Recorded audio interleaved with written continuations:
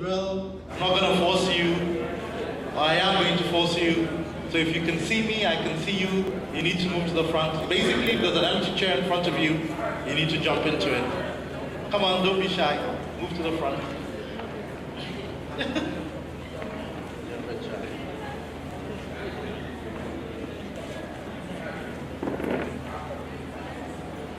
Yeah, I see some movement.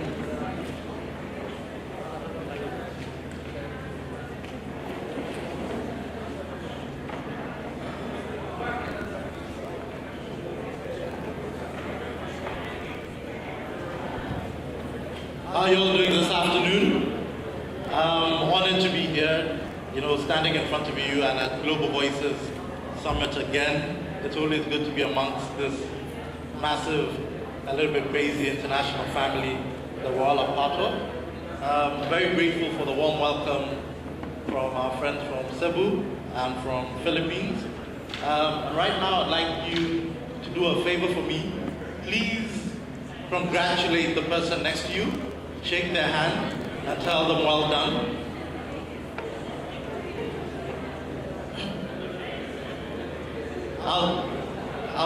Hey, you guys, I congratulate the person next to you. Shake their hand and tell them well done. I'm looking at you in the white shirt. Yeah? You're congratulating them for choosing to be part of this illustrious panel, to be part of here. We're going to hear from grassroots activists. We're going to hear from our biggest corporate sponsors. We're going to hear from members of the Global Voices community, and the thread that ties them all together is that they're all passionate about people. So they'll speak for about 8 minutes each, and then hopefully at the end we'll have about 10 minutes for question and answer. So without much further ado, please give a warm Cebu welcome to our first speaker, Orsolya Jenei from OpenStreetMap and a previous Rising Voices grantee. Warm welcome, please.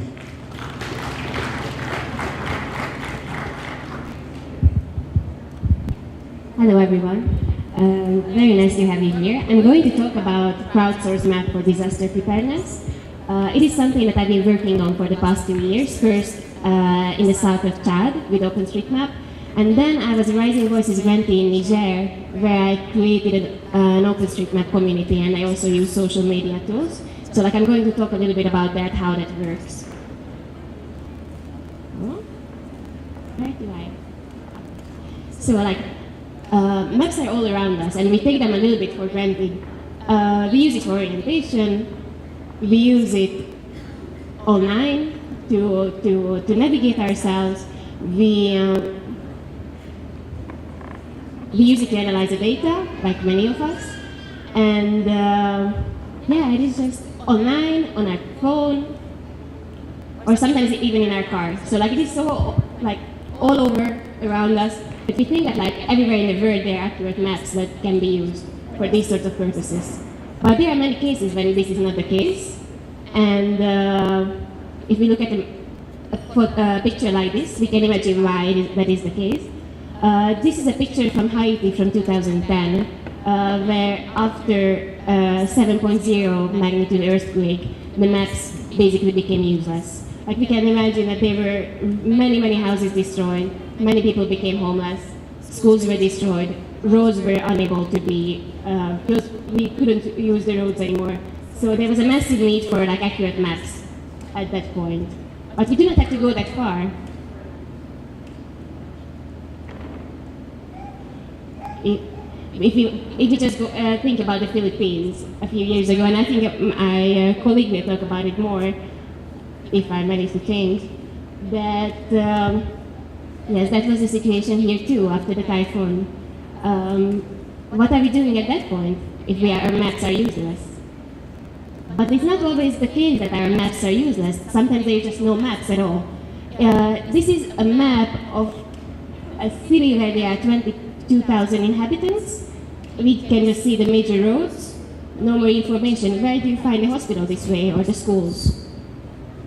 So how would you use your GPS at that point? Yeah. So like, I'm going to talk a little bit more about that, like what can we do, like what is the situation, like why is it happening, and what are every citizen, what are the steps that citizens can take at that point. So, yeah. But like, what do you think, what are the reasons why there are no maps of all the places in the world? It is basically, the reason why is that like, most of the maps are, even if you do not know that like, are big corporations behind that, these are not free data. Like there is advertisement reasons behind it. There is basically like financial reasons behind it, and not all the places worth the money of those corporations. And this is when OpenStreetMap stepped in 2004, which is a project that was inspired by Wikipedia at that point, and they wanted to create a free and editable map of the entire world. So, I don't know what's happened to people. Yeah. So this is the website of OpenStreetMap. If you look at it, it largely reminds you of another website that is not open source. And like you can see that basically it's something very similar. However, this is a map that is edited by people like you and me. And yeah, like what they are doing basically is they use the resources of the crowd, like people share their knowledge online about like geographical information, and some of us go on the ground, take the surveys, use our GPS, and get the exact information of certain locations, like where is a school. The clicker. Yeah, oops. So, but like how is the mapping process looking like? So first of all, like there's the aerial imagery on which what you can see basically are houses, roads, if you can see it from there also, and this is what we can use as a base to start mapping. So like what we can do is to start to trace those buildings and roads, basically to draw on a map to create this information. And this is, if it works, what you will get. There are many information on this that like you cannot get from just the aerial imagery, but you can see that like we now have a sort of a database that we can start working with. But as you have seen on the picture before also, there is no way you can tell that which one of these is the hospital, right? So this is where the local community can jump in. And they go on the ground. These photos are taken in Niger, where we did the mapping for Niger project. This Rising Voices project that I was the coordinator of. So they go on the ground and they take the GPS points of infrastructure. So I have a few more pictures of that.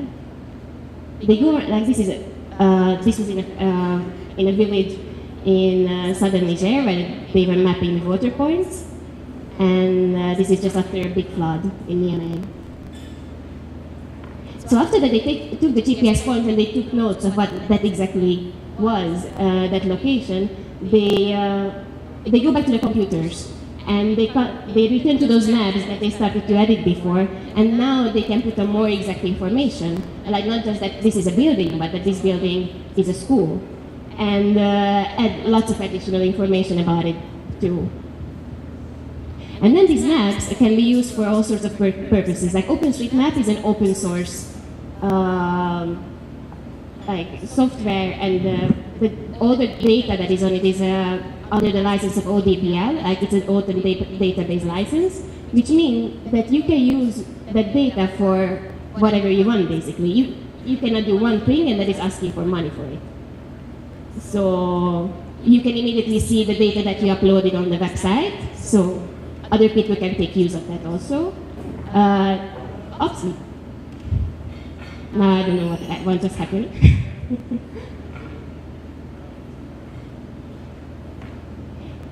Yeah, that's me. So if you can get back the PowerPoint. Yeah, so you can even load it in your GPS and use it for navigation immediately after the addition of the data.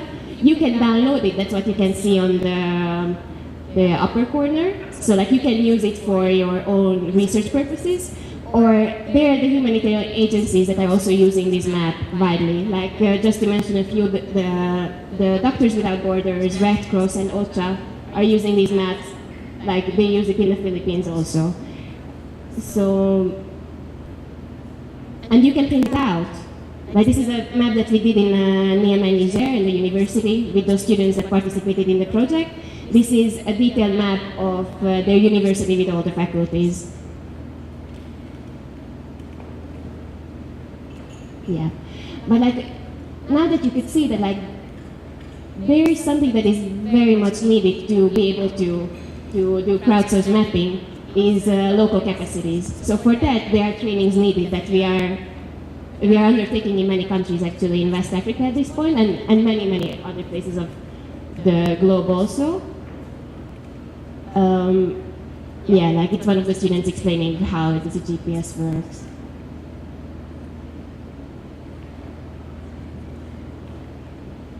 Yeah, but like, as it is a crowdsourced map, like when the crowd has a big power when, for example, a disaster strikes.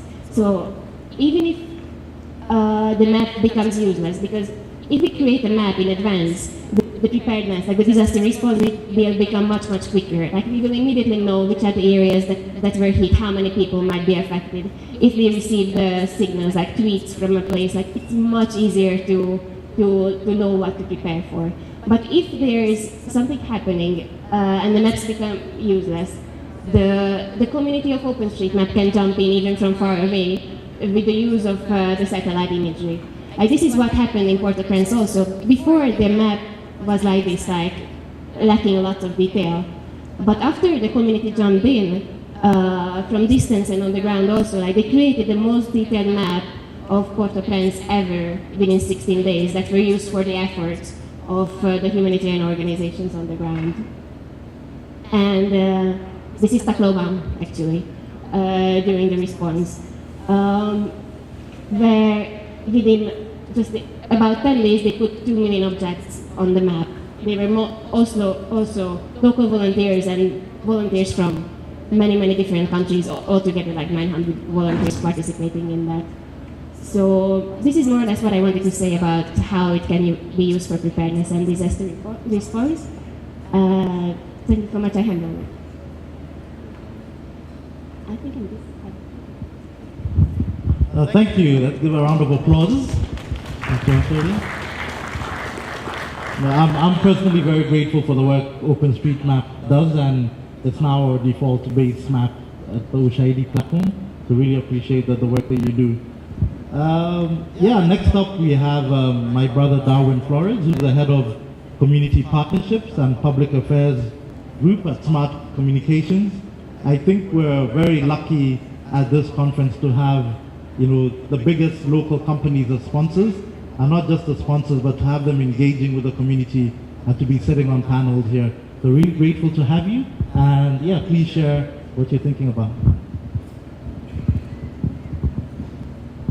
Thank you very much. Before joining the corporate sector, I was actually with Oxfam, UK, and Conservation International as well.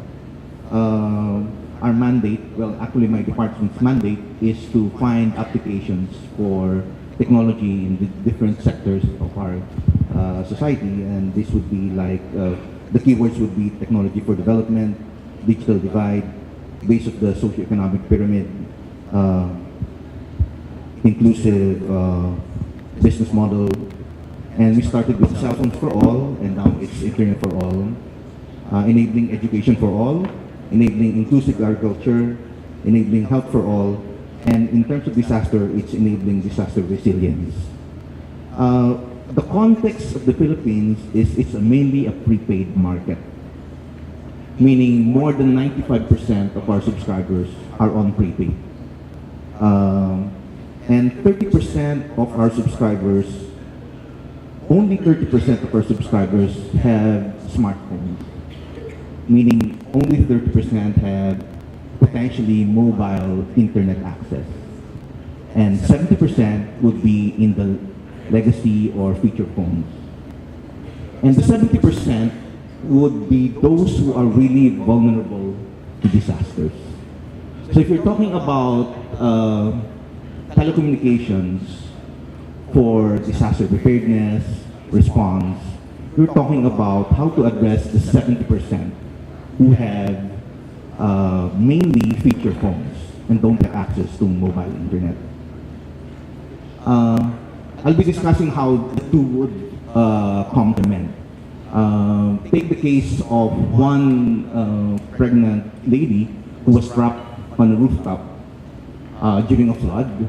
She does not have mobile internet, but she has SMS. So what she did was she sent a text to one of her friends who fortunately had a smartphone, who then tweeted it Facebook, and through that sort of interface between SMS and smartphone, they were able to send rescue units and got her to a hospital.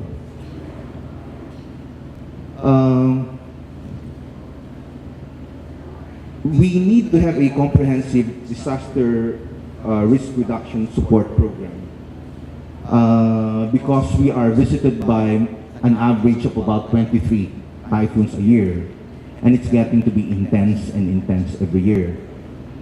We used to have typhoons only during the latter part of the year, but now even at the start of the year, even the Pope was not spared from flying away from an incoming typhoon. So we're looking at technology solutions for early warning, response operations, and recovery. To me, when we're saying early warning, this would be again a combination of the two, meaning smartphones and the feature phones. So you're talking about SMS. And SMS solutions would be the most robust early warning, and we've sort of installed a platform that would inform not the mass of people, but it's selected to the different responding agencies so that you don't cause panic. That it's a targeted information down to the local governments. And we work very closely with local governments because they're the ones mandated to do preparedness and response. But the telecoms industry also sit in the National Disaster Risk Reduction Management Council as part of the emergency response cluster. And one of the things that we found out during the last preparation for a big typhoon was there's a lot of resources as far as government is concerned. The problem really is how to untangle the bureaucracy through communications so that these resources will go down to where it's needed. It does not help, actually, if the private sector continues to provide support in terms of relief. When government already has relief resources, we're seeing that now. And we see that through communications and through social media, this can be sort of untangled. We can help in untangling the system. But then, early warning is not only limited to high tech. In areas where we don't have signal, or if the winds have blown away antennas, or if power has been cut off, sometimes there are preemptive cutting off of power, so that there would be managing less damage. There is employed local warning systems where they use old acetylene or oxygen tanks, and it's like a bell that's being rung so that there would be a warning. During a typhoon, we are expected to undertake free calls and free charging, and fortunately we have access to internet, satellite communications, and these are being deployed. We have a partnership with Vodafone on deploying instant network, meaning these are cell sites that can fit into a suitcase, 3 suitcases, and deployed immediately. But even before that, technology would be useless if there is no human organization to capture or to be able to use this technology. So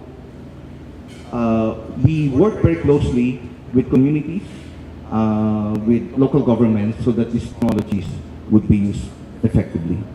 And lastly, we have to not only be able to participate in training our community members and as well as the local governments, but we need to participate, and we're doing this on a sort of a 6-month process of enabling communities so that they would have zero casualties, using all technologies, not only telecommunication technologies, but also broadcast technologies, over or the two-way radio systems.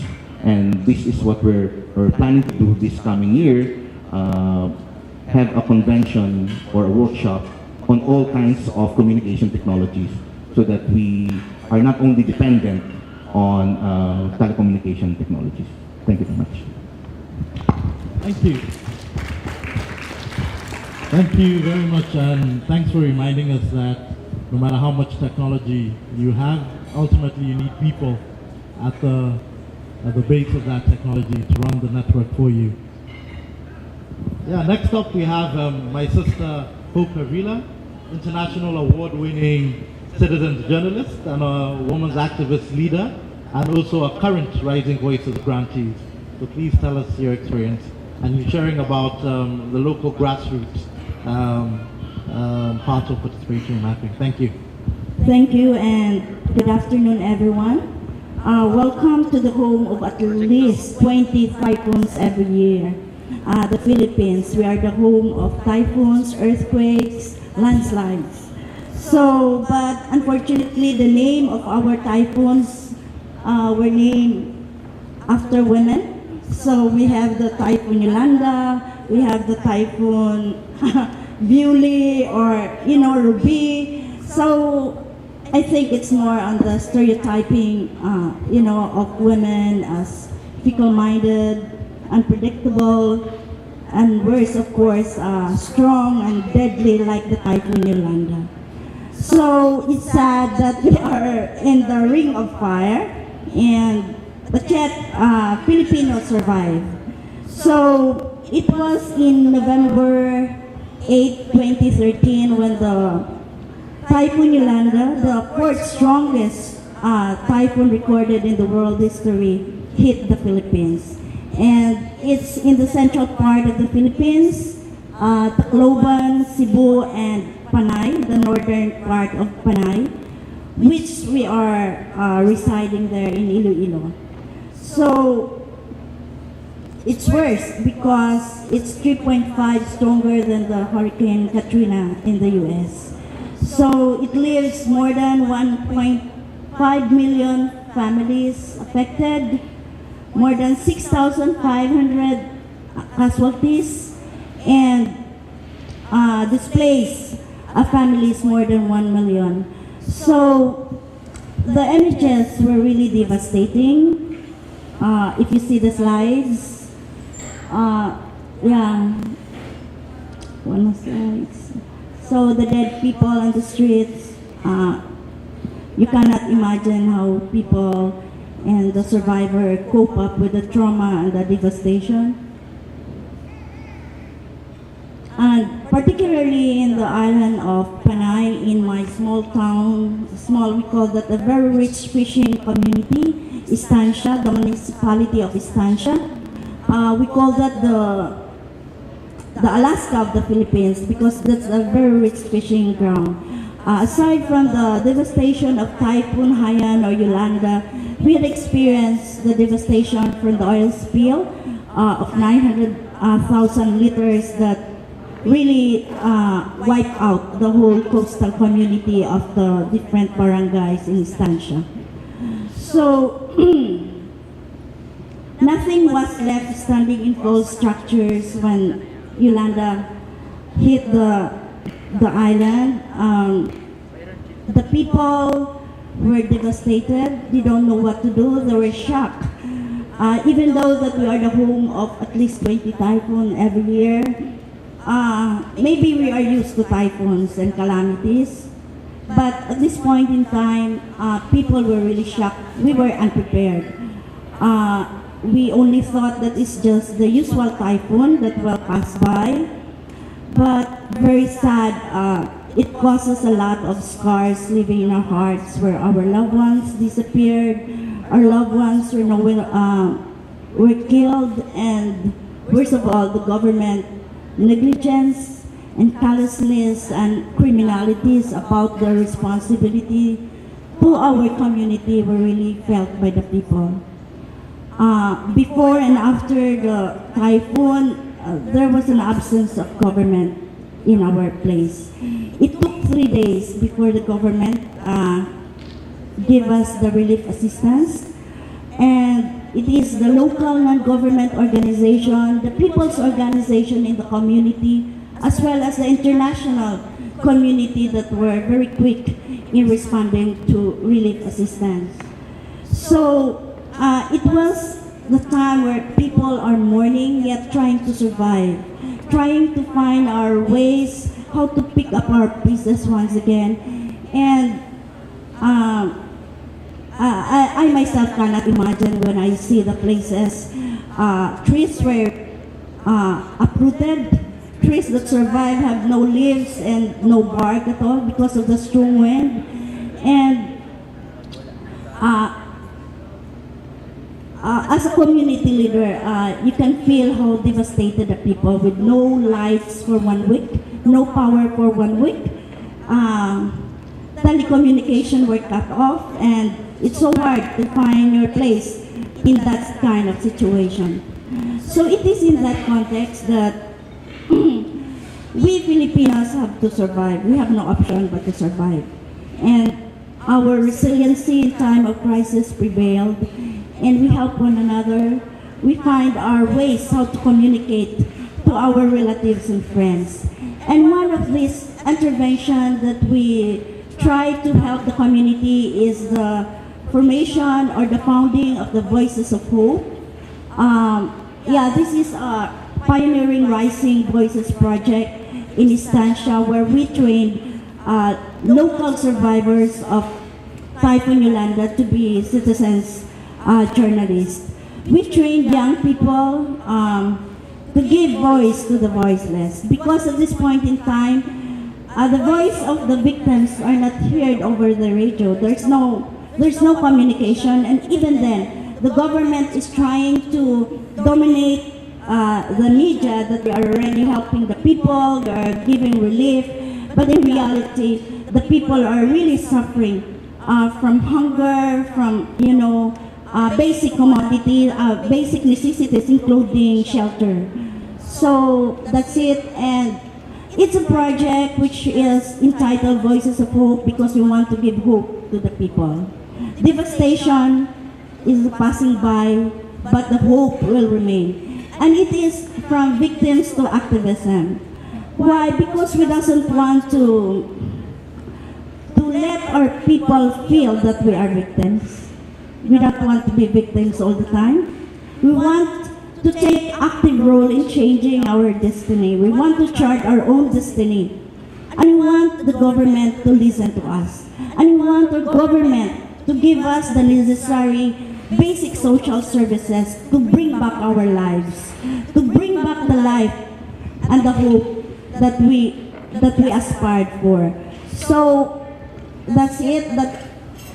That's our young people who are trained as citizens journalists, but at the same time they turn to be activists, because we believe that if we don't want to change, if we want to change our society, we need to be proactive. We need to change, and we need to voice out. We need to organize our people, and we need to educate our people. And Voices of Hope is one of the interventions. So we launched our Facebook account. We have our blog. The next two, yes, that's the Voices of Hope Estancia, the Rising Voices. And we have there the local radio program, which really helped in mobilizing people, especially during disaster. The last December Typhoon Ruby that came, which we really used the citizens journalists and our local radio to prepare and mobilize the people.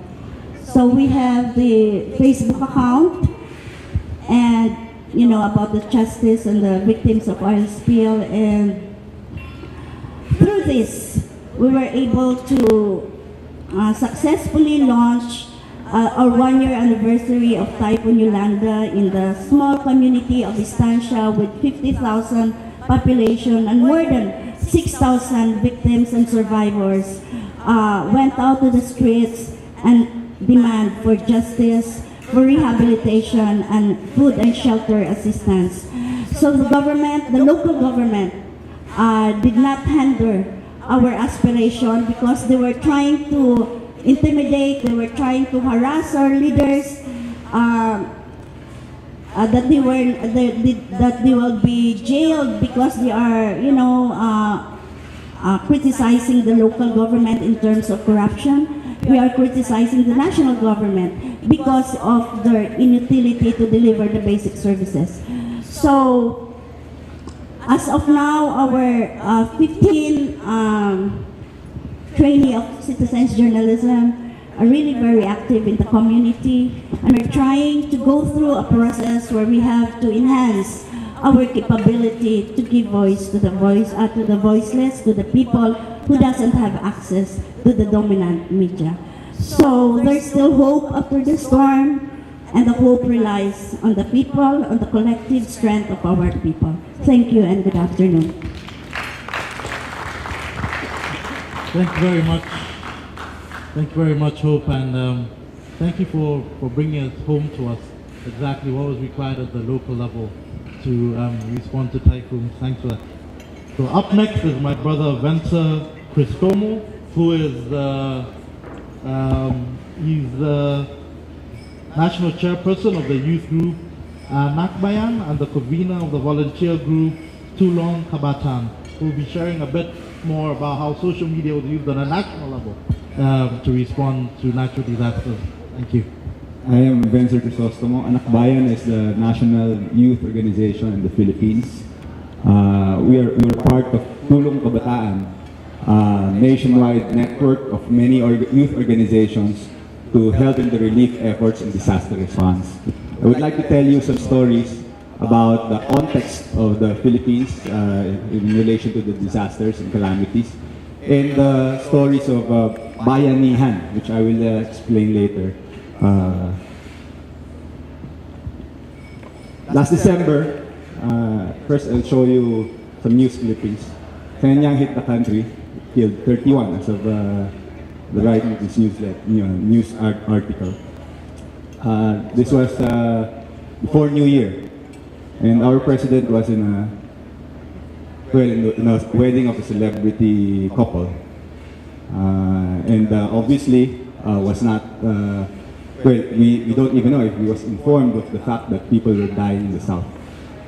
And I asked around some of the netizens and the Twitter tweets, and they were telling me that they had to tag and repeatedly tell government agencies to put out information in order to inform the people with regards to Senyang and what is happening in the south during this time. Well, it was Christmas vacation, so the government agencies were perhaps all busy partying like the president. These are photos of Yolanda. A popular anecdote story was a press conference that the president held a few days after Yolanda came. He was asked by a businessman, a local businessman, what the government was doing with regards to the calamity. And he was obviously frustrated of the lack of action that the government was taking. This was the government's response, King's response. Obviously, he told the businessman that, but you didn't die, right? It became the trending and the most popular quote of the president during the time of the typhoon. More than 20,000 people some records, some government agencies, some international institutions now tell us that about 20,000 people died during Yolanda. We don't know, we don't have official figures of that exactly because Aquino asked the government agencies involved to stop counting.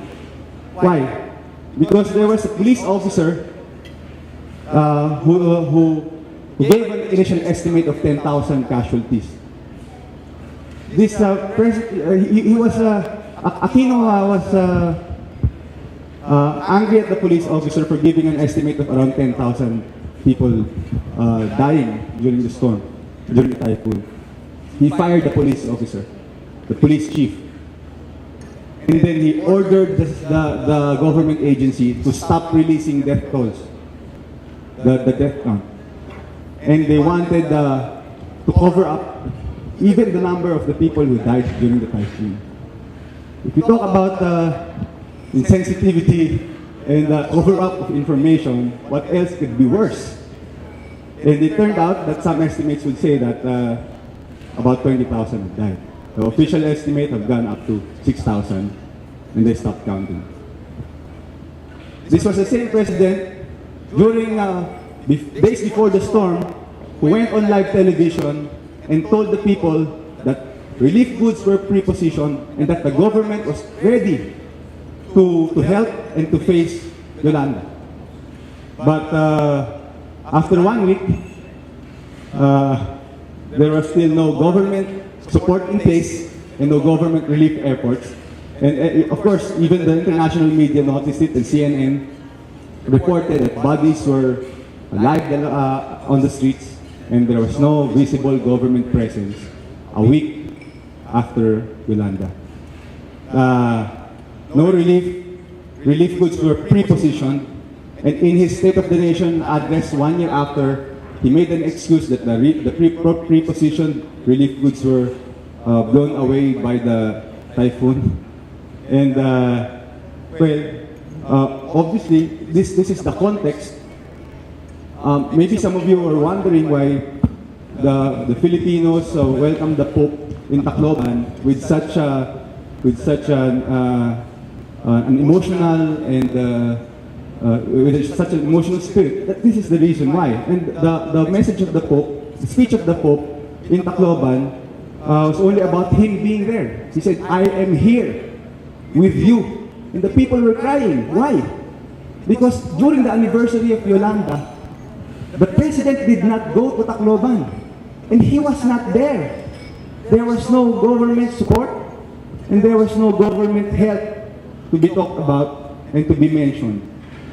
Everywhere you ask, and I was there during the first year anniversary of Yolanda, the Tacloban people will tell you, we did not get any help from the government. Many still did not get help up until now, the first year anniversary, no relief goods. They were citing all private donors, the Buddhist donors, but the big institutions, they don't even say it, maybe because just like the government, the big institutions were there for photo ops. But government presence was hardly filled. Well, another story was the DILG secretary, Mar Rojas, telling the local government that you are a Romualdez, a political enemy of the Aquinos. The Aquino is the president. So we are not giving you funds for relief. So instead of giving the funds to the people who most need it, they politicize and they prioritize politics and family strife. Now, the next article is an article a year after, about a few days before the first year anniversary. They okayed the Yolanda Rehabilitation Master Plan. 1 year after the storm, the typhoon, the super typhoon. They did not have any plan in place, and they do not have a rehabilitation plan. And yet, in the budget deliberations, there were hundreds of 100 billion at most pesos allotted for rehabilitation. They were asked a year after what happened to the budget. Less than 1% of the houses required to be rebuilt were built.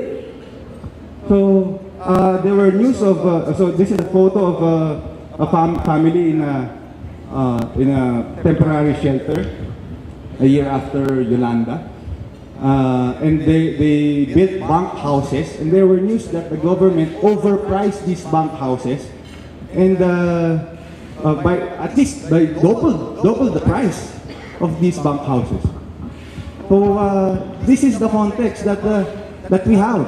This is why we are not only saddened, and we are not only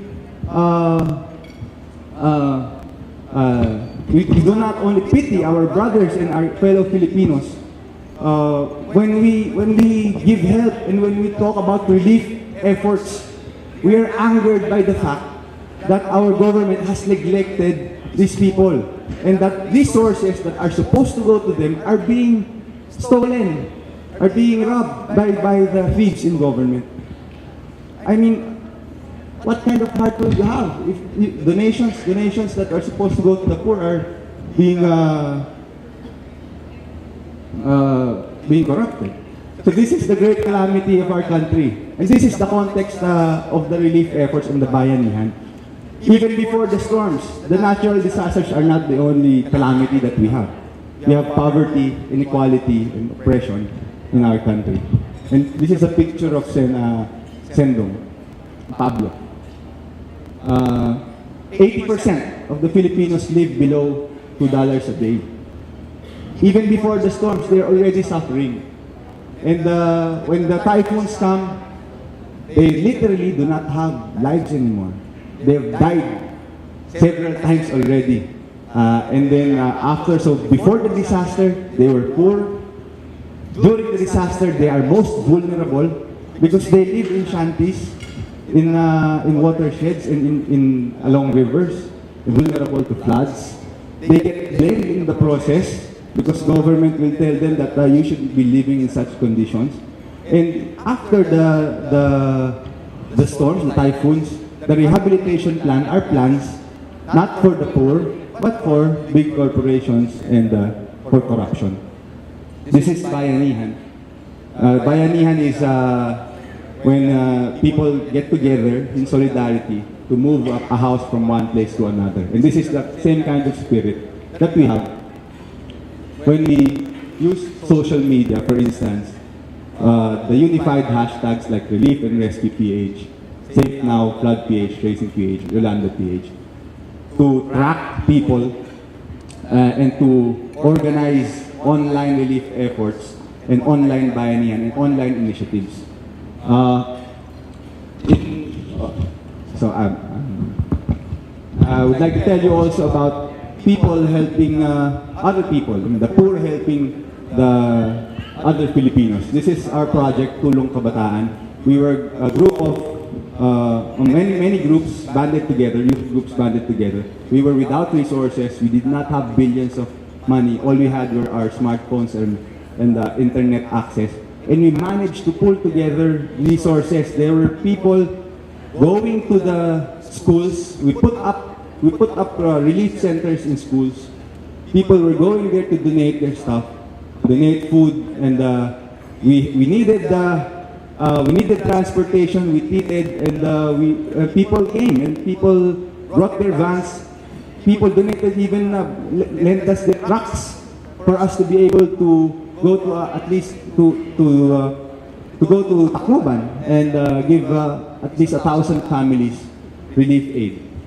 So this is a youth initiative, and this is and social media and citizen media helped us in doing and successfully mounting relief operations, donation campaigns, and rebuilding missions via initiative and volunteer work. Balsa also and Balsa Mindanao is a noteworthy effort of various organizations, people's organizations in the grassroots. But I would like to tell you also about People Surge and Tindog Katauhan. People Surge and Tindog Katauhan are organizations now of victims of the typhoons. They rise, and this is a picture of a DSWD warehouse. The people did not have, had to go to the DSWD warehouse. They had to do people power and get the rice for themselves just to be able to get relief. This was led by Tindog Katauhan. People surged meanwhile. More than 20,000 victims of Yolanda marched and asked the government to provide relief, pro-people rehabilitation, and stop the demolition of communities and informal dwellers in Tacloban. So for us, the disaster preparedness and the task of social media and citizen media is solidarity with the people. Disaster preparedness should be in the context of the vulnerability of this kind of the poor and the marginalized in this kind of society, wherein a few landlords, a few people, big business, dominate and exploit the majority of the people, which make them, in the process, if we follow the before, during, and after, it will bring them deeper into poverty and despair. So we have to have disaster preparedness in the context of the exposition of the current system. We have to have relief and rebuilding, wherein the poor in its limited capacity will help the poor, its fellow Filipinos. And we have to have revolution to change the current setup, which permits this kind of inequality and inequity and lack of disaster preparedness of our people. Thank you. Salamat po. Onward with the Darwin. Thank you, Vencer, for that very passionate and in-depth look at the situation on the ground. And finally, we're again very lucky to have another very engaged sponsor with us on the panel. My brother Jocel de Guzman, Director of External Affairs at Globe Telecom, will tell us a little bit more about how the organization prepares for disasters. Hello, hi, good afternoon. I'm going to tell you three parts. The first one is our story on how we dealt with a devastating typhoon such Yolanda and how we learned from that. But before that, I want to give some facts first, okay? The Philippines is a 7,107 islands. We're an archipelago. The Philippines is the social media capital of the world and the texting capital of the world. When we were young, as a kid, we were so happy when there's signal number 2 because classes will be automatically suspended. Moreover, if it's signal number 3 when we were in college. But on that fateful day on November 2013, everything changed. Suddenly, as Filipinos, like what they said earlier, we're being visited by at least 20 typhoons a year. But on that fateful day of November, everything changed. Even a company like Globe, who's supposed to be prepared for such typhoons like this, was caught offhand. So, that night, that day, we witnessed a total technology blackout. We don't know what happened. We set up a crisis communication center at the head office in Manila. Well, when the typhoon was happening, it was like just drizzling in Manila. And then suddenly we were monitoring on TV. There was this reporter in ABS-CBN who suddenly got cut off. And communications in our command centers in those areas were like blacked out. None. We didn't know what happened. We don't know what's happening at the time. We were in panic. We were supposed to be a telco company, yet we cannot even reach our employees. But it's a good thing at that early, we already prepared some stuff, because here's how we prepared. We pre-positioned spare parts. We deployed gasolines just in terms of blackout so that cell sites will keep on working. We position our people and then in the nearby areas as well. So just in case if that areas will be hit, the restoration of the signal will be like immediate. Okay? So in the next 24 hours, For 6 hours, 12 hours, 18 hours, nothing. We didn't hear from our team. We were already panicking. And finally, on the 36th hour, we were able to make contact. By the way, they were armed as well with satellite phones, just in case we couldn't contact them. But because of, satellite phones are only useful when you have a clear skies. So, on the 36th hour, we were able to communicate. And they were crying. But it's a good thing our security officers deployed there were able to finally rescue our employees and their families and put on safe areas. So, at 48 hours, when we reached R48, we were able to restore one cell site, one signal in one area. And I think that's the government already used that as a command center. But in restoring that cell site in 48 hours was not easy because Globe was not great. Globe was not prepared. Globe was not, I'm not going to say that, oh, we did that, we were prepared, that's why we were able to restore in 48 hours. What happened there was basically, it's a great story of our employees who really wanted to connect. Because for the first time, you know those Eiffel Towers are cell sites? We call those Eiffel Towers because they look like Eiffel Towers. They were like, many of them were like crumpled like papers. They were so huge, they're like crumpled like papers. Others were totally washed out. Our base stations were like 20 feet deep. There was even this one story in one of the base stations in Tacloban when the storm surge was already there and then suddenly he was floating and hold on into one of the cell sites. And when the water subsided, it was like 20 feet high. It was 20 feet high. And when their families were already secured, what they did was they pick up the pieces of the spare parts. Some antennas went as far as like 5 kilometers away. You don't have any transportation. So what they did was they pick up pieces, big pieces. You need 3 people to hold at least one big antenna. So they walk from 5 kilometers just to restore with dead bodies already around them, blackout, it was raining and stuff. So that signal in Tacloban on R48 was a makeshift cell site. And then from then, everything was like started and we learned a lot.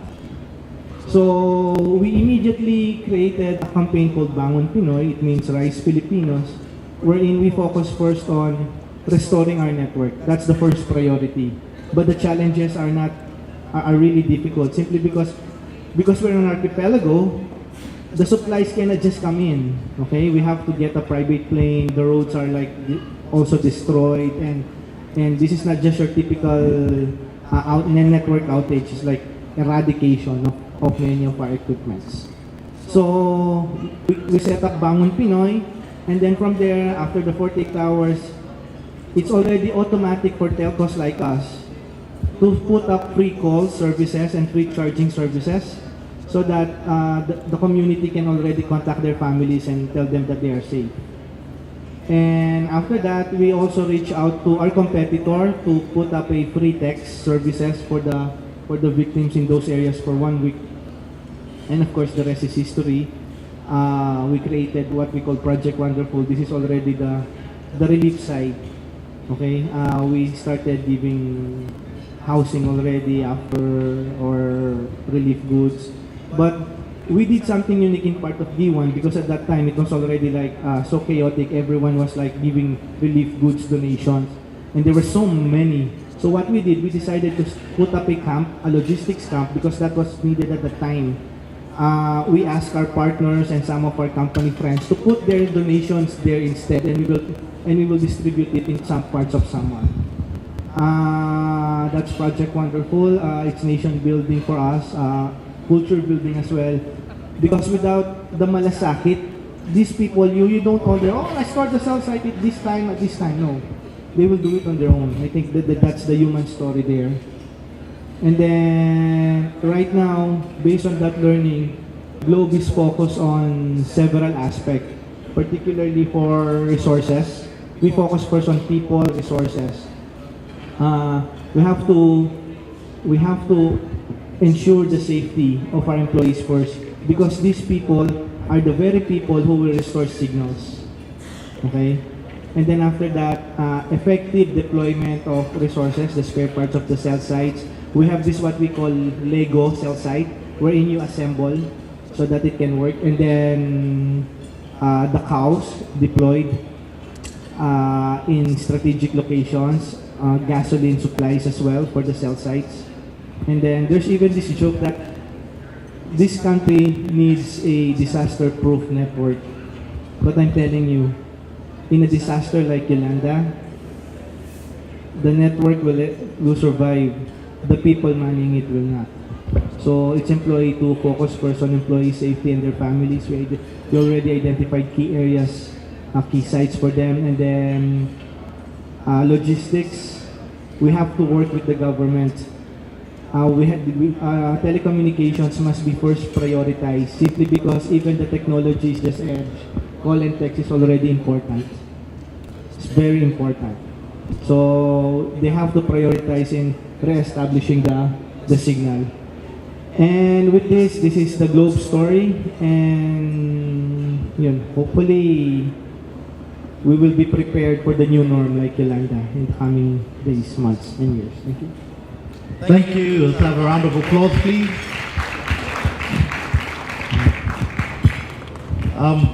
With your permission, I'm going to take a unilateral decision that we won't accept any questions from the floor. I'll ask you guys to do something very radical, and if you have any questions for our speakers, to actually walk up to them during the lunch break and talk to them individually and ask them, just so that we can show respect to our caterers and get back on schedule. So on behalf of all of us, I'll ask one question to all of you. You have a community here that's over 100 countries, 800 influential people around the world. How can we help you in the work that you do? What can the Global Voices community, all the people you see here, how can they help, or what do they need to learn from you? If there's one thing that you could share with them. I think if we could collaborate better, if we could join our forces, because Global Voices has a great community all over the world who are also connected. And OpenStreetMap kind of works in a little bit similar way. I think if we could join our forces, it would be a wonderful thing, and we could do many things together. Thank you. So Global Voices community, OpenStreetMap wants to work with you. They want to find real ways to collaborate. So there's a challenge for you. And we're preparing for the big earthquake. Okay.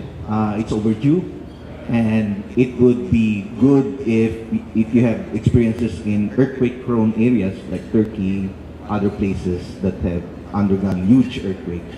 If you can share that with us, that would help a lot. Okay, so you have one of the biggest telecommunication company in the Philippines saying that they want your help in preparing for earthquakes. So members of the Global Voices community that are experienced in earthquake-prone areas or experienced in natural disasters, there's a challenge for you, an open invitation on how you can collaborate with Smart Telco.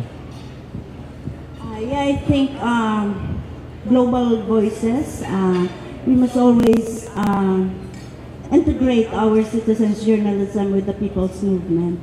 Because no matter what, we want to give voices to the people, to want to make our stories on air. If we don't have the people's movement on the ground, nothing will happen. It will just be, voices in the wilderness. And I think this should be, a symbiotic relationship where the voices on air, the voices of the people, at the same time, people working to change their lives, their society. And I think the Global Voices will come in on that as a complementary tool for basic social changes in our society. Thank you. Thank you. And you've heard from Hope there. She's looking for collaboration. She's looking for help in amplifying the voices that they have to take their local grassroots stories and make them international stories. And that's what Global Voices does very well, and that's how you can help them directly. Thank you. Please help us tell our story. Please tell our story of calamity, poverty, inequality.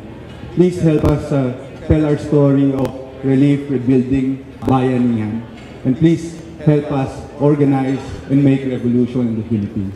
And when we say revolution in the Philippines, it's a very organized, serious movement for radical change, done in mass movements in cities, mass movements in the countrysides. There are people's governments being founded in the countrysides, and they have also stories of hope, stories of very real ways of facing disasters, which involves the grassroots, which involves the poor, and which really addresses the problems that we have, and take us closer to the ideal society which is prepared, which is just, and which can face calamities and disasters through people power and through mass movements and activism. Thank you. Thank you. So we're hearing about a coalition of youth groups that want Global Voices help in amplifying their stories, in sharing the different ways of being able to organize. They also want to learn from you on how to organize, how to collaborate together. So there's a direct challenge that as members of the Global Voices community, we can engage directly with the Philippines. Thank you. And finally, this is just going to be short. Keep watching over us. The world has shrunk right now because of social media, and we learn from each other.